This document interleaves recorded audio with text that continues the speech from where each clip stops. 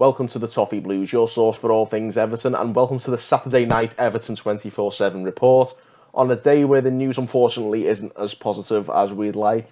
And that's because tonight's top story is that Everton could be set to walk away from Kurt Zouma. This rumour comes with Marco Silva stating today that he is not prepared to let his pursuit of a defender go down to the deadline. He said in his interview today, "We are working on the other solutions because we cannot wait until the last week or day.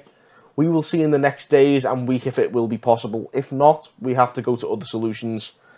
And that statement, following on, of course, from Frank Lampard's comments that he wants Zouma to stay at Chelsea earlier this week, may indicate that our chances of re-signing Zouma are getting slimmer with each passing day, and the time may well be right to consider the alternatives. With that in mind, we did run a Twitter poll about an hour ago where we asked whether we should keep chasing Zouma or move for somebody else maybe. Well, 63% of you guys said that you would rather keep going at it after Kurt Zouma, and I think it's a bit of both at this stage myself. I like to think we aren't going to give up the chase for Kurt Zouma because he has to be the number one target. Until it's absolutely impossible that we can get him, we've got to keep trying. But I do think whatever happens on the Zouma front, it would be wise to consider alternatives at this stage. And could one of them still be Diego Llorente? Well, Mundo Deportivo in Spain reckon we could be doing battle with Spurs and West Ham to sign him. They suggest that a bid of around €25 million could be enough to convince Real Sociedad to sell, which is not at all bad value in this market. And at 25, he may well be the perfect age for us to recruit a first-team defender to play in our defence as he comes into his prime. One player who's definitely a good way yet from reaching his prime is Rainier Jesus, the Brazilian wonder kid we have been linked with. Today, Brazilian journalist Victor Gamaro says that Everton are yet to approach Rainier's representatives, but they have had contact with Flamengo, his current club, about trying to sort a deal for him. So if Rainier is a goer, it may be a bit longer to wait for him to seal the deal. Now, a rumour that really has dragged on this summer is the Moise Kean rumour.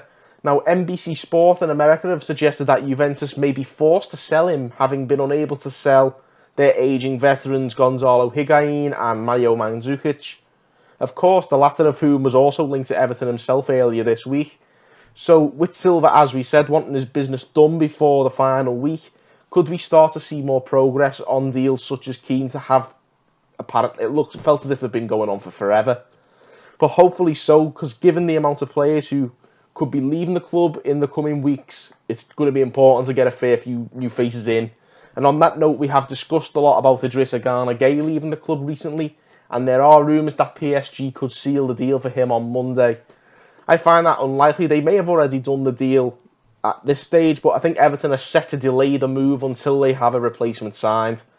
Who that will be remains to be seen. There's been a lot of names thrown around, but whoever it is, he will have big boots to fill, that's for sure. And that replacement could yet be more vital, as another defensive midfielder today looks rumoured to be leaving the club this summer. Sky Sports News reported this morning that Crystal Palace have made an £8 million offer for James McCarthy. Very much the forgotten man, of course, McCarthy, but you'd imagine he would be one of the players Marcel Brands has got an eye on shifting this summer. So no doubt this bid will be under serious consideration from Brands and his team. But particularly with only 1 year to go on McCarthy's current contract, I think the time may well be right to sell and make a bit of cash back. Finally, another day, another reason it seems to big up Richarlison. He has donated around 6 tons worth of food to deprived families in his hometown of Nova Venezia in Brazil. Having picked up a prestigious community award for contributions to his hometown in the past couple of weeks, shortly after winning the Copa America, of course, it seems Richie's not going to stop there, and he's shown his class again off the pitch. And now hopefully it won't be long before he's back showing his class on the pitch at Goodison. And hopefully it won't be long now until the next new signing, if Silva is as serious as he suggests about getting our skates on. So hopefully you'll be back here tomorrow night to see tomorrow night's daily report. Until then, thanks again for watching on the Toffee Blues.